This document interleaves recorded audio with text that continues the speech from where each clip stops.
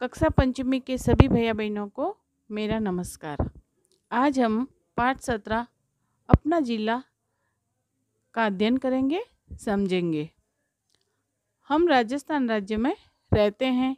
हमारा राज्य भारत के पश्चिम भाग में स्थित है।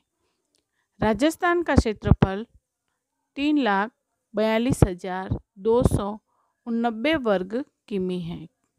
राजस्थान का क्षेत्रफल कितना है? 3,42,289 वर्ग किमी है। क्षेत्रफल की दृष्टि से यह देश का सबसे बड़ा राज्य है। हमारा जो राजस्थान राज्य है वह क्षेत्रफल की दृष्टि से सबसे बड़ा राज्य है।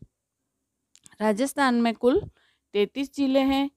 जनगणना वर्ष 2011 के अनुसार राजस्थान की जनसंख्या 6.68 करोड़ है, जिसमें 5.15 करोड़ ग्रामीण जनसंख्या है।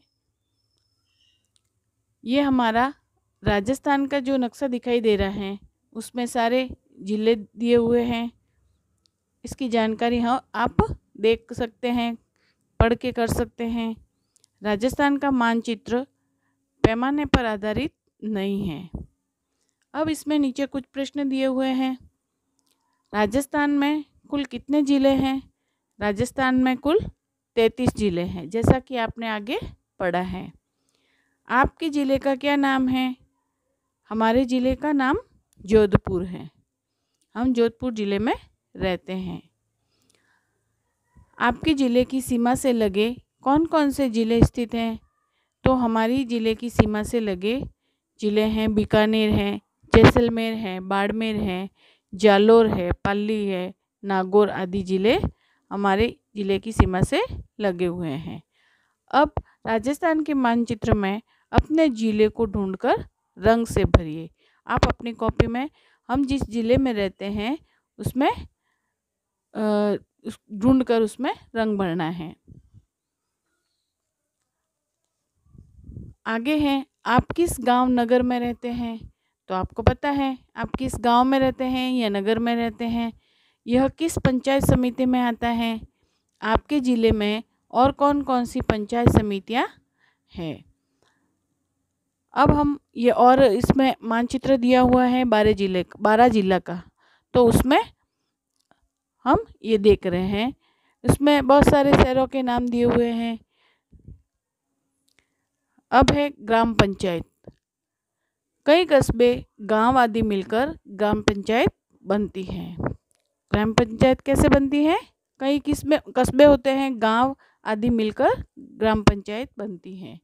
यह गांवों में पानी, बिजली, यातायात, शिक्षा, स्वास्थ्य, सफाई आदि सुविधाओं की व्यवस्था करती हैं। किस किस की व्यवस्था करती है? यह गांवों में पानी है, बिजली, यातायात, शिक्षा, स्वास्थ्य, सफाई आदि सुविधाओं की व्यवस्था करती हैं। अब है पंचायत समिति। आसपास की कई ग्राम पंचायतों को मिलाकर पंचायत समिति का गठन किया जाता है। पंचायत समिति अपने क्षेत्र के सभी गांवों के विकास की योजना बनाती हैं। ग्राम पंचायतों का विशेषज्ञ उपलब्ध कराकर विकास कार्यों को संपन्न करवाती हैं।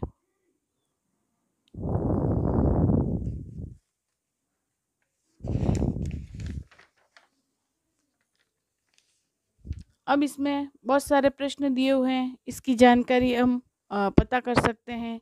जैसे आपका जिला मुख्यालय कहाँ है? आपके ज़िले में प्रमुख राज्य मार्ग कौन से हैं? आपके ज़िले में कोई झील या तालाब हो तो नाम लिखिए। आपके ज़िले में कौन सी प्रमुख नदी बहती है? इन प्रश्नों के उत्तर हम ढूंढकर लिखेंगे। आगे और प्रश्न हैं। आपके ज़िले में मुख्यतः कौन सी भाषा बोलते हैं? आपके ज़िले में स्त्री पुरुषों की प्रमुख पारंपरिक पोशाकें कौन सी हैं? आपके ज़िले में बड़ा राजकीय चिकित्सालय कहाँ है? आपके ज़िले के प्रमुख जाने माने खिलाड़ी, स्वतंत्रता सेनानी, कलाकार एवं समाज सेवियों के नाम लिखने हैं। आपके ज़िले में मुख्य रूप से कौन सी फसलें बोई जाती हैं? आपके ज़िले में कौन कौन से बड़े कारखाने हैं? आपके ज़िले का प्रमुख भोजन क्या है? आपके ज़िले में कौन कौन से मेले लगते हैं। तो ये सारी जानकारी हम प्राप्त करेंगे। अब है आपके ज़िले से संबंधित निम्नांकित के नाम लिखिए, जैसे जिला कलेक्टर, संसद सदस्य यानी सांसद, क्षेत्रीय विधायक, पंचायत समिति सदस्य, जिला परिषद सदस्य, जिला प्रमुख, पंचायत समिति प्रधान आदि। इसकी जानकारी हमें प्राप्त करनी है। बैंक एवं सहकारी संस्थाएं। बैंक रुपयों के लेन देन का कार्य करता है। जैसा कि आप लोगों को सबको पता है कि बैंकों में क्या कार्य होता है, वहाँ पर सबसे मुख्य कार्य है रुपयों के लेन देन का कार्य करना। यह रुपयों को अपने पास जमा रखता है। बैंक एवं सहकारी संस्थाएं। बैंक रुपयों के लेन देन का कार्य करता है। जैसा कि आपको पता है कि बैंकों में सबसे महत्वपूर्ण कार्य क्या होता है, बैंकों में रुपए के लेन देन का कार्य होता है। यह रुपए को अपने पास जमा रखता है और उस राशि पर ब्याज भी देता है।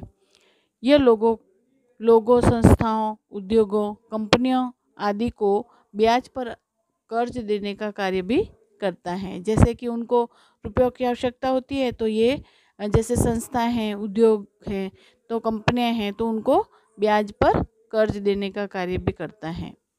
बैंक किसानों को खेती के लिए कर्ज देने का कार्य भी करते हैं। इन कर्ज के रुपयों से किसान अपनी खेती के कार्य करता है। किसानों को भी बैंकों से कर्ज ले सकते हैं जिससे वो अपने खेती के कार्य करते हैं, जैसे खाद, बीज खरीदना, कीटनाशक दवाइयाँ खरीदना, खेती के औजार खरीदना आदि। उक्त कार्यों से प्राप्त आमदनी से वह परिवार चलाता है। साथ ही बैंक का कर्ज भी चुकाता है। एक बार तो वहाँ से पैसे खरीदता है, पैसे लेकर उनसे बीज है, खाद है, कीटनाशक दवाइयाँ हैं, ये खरीद कर खेती करता है और उससे जो आय होती है वो वापस बैंकों में जमा कराता है और उससे ही उनका परिवार चलता है। सहकारी समितियाँ भी किसानों को इन्हीं कार्यों के लिए कर्ज देने का कार्य करती हैं। यही कार्य सहकारी समितियाँ होती हैं, वो भी किसानों को कर्ज देने का कार्य करती हैं। अब है कुछ प्रश्न हैं। पुराने समय में किसान कर्ज किससे लेते थे? वर्तमान में किसान कहाँ कहाँ से कर्ज ले सकते हैं? किसानों द्वारा पुराने जमाने के लिए ले जाने वाले कार्य कर्ज और वर्तमान में बैंकों, सहकारी समितियों के लिए जाने वाले कर्ज में क्या क्या अंतर है? बैंकों व सहकारी समितियों के कार्य पर अपन को चर्चा करनी है, जैसा कि आपने आगे पढ़ा है। पुलिस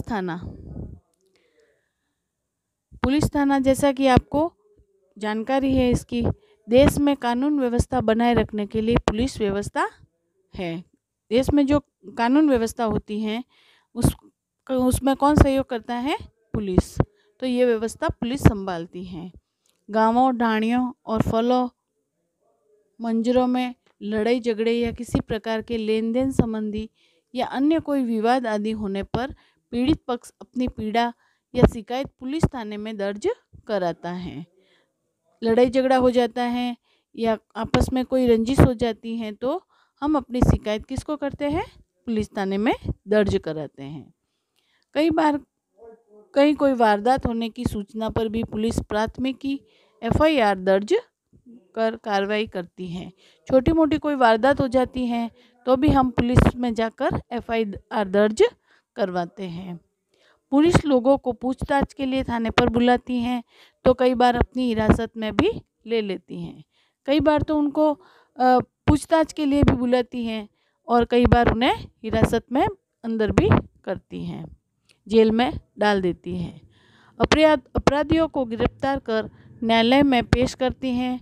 हर वारदात या अपराध का प्रतिवेदन तैयार करते समय पुलिस उसकी प्रकृति के आधार पर भारतीय दंड प्रक्रिया संहिता आदि की धाराओं का भी उल्लेख करती हैं। चोर, उचक्के, डाकू लुटेरे, हत्यारे आदि अपराधियों से जनता की सुरक्षा का कार्य पुलिस थाना ही करता है। पुलिस समय समय पर गश्त लगाती हैं और किसी भी जुलूस, सभा आदि के दौरान भी यह सुनिश्चित करती हैं कि कोई अप्रिय या आपराधिक घटना न हो। जैसे मेला होता है, जुलूस निकलता है, तो वहाँ पर पुलिस निगरानी रखती है और वहाँ पर कोई अप्रिय घटना नहीं हो इसके लिए उनके साथ चलती हैं और उनका ध्यान रखती हैं। आज हम इतना ही पढ़ेंगे। धन्यवाद।